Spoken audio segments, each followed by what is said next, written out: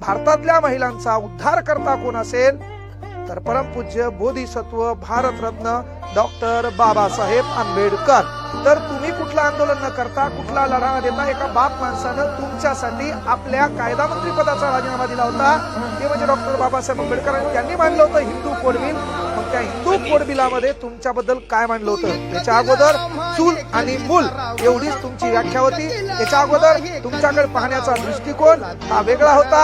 आज तुम्ही पुरुषाच्या खांद्याला खांदा लावून कुठलीही लढाई लढू शकता, कुठल्याही प्रशासनामध्ये तुम्ही उच्च पदावर जाऊ शकता। आज भारताच्या एका झोपडीतून गोरगरिबाची एक पोरगी शिकून शिक्षक पदापर्यंत डायरेक्ट राष्ट्रपती पदापर्यंत गेली। ह्या भारतातल्या कुठल्या धार्मिक ग्रंथामुळे नाही, ती बाबासाहेबांनी लिहिलेल्या संविधानामुळे। आणि म्हणून भारतातल्या प्रत्येक महिलांना मी म्हणत असतो, तुम्ही पूजा विधी आराधना तुमचे धार्मिक सण परंपरा ह्या जोपासत असताना रस्त्यावर कानाकोपऱ्यावर कुठंतरी चौकामध्ये हात वरती करून हातात संविधान घेऊन आपला एक बाप उभा आहे, त्या बापाच्या पाया पडून जायचं। कारण पहिल्यांदा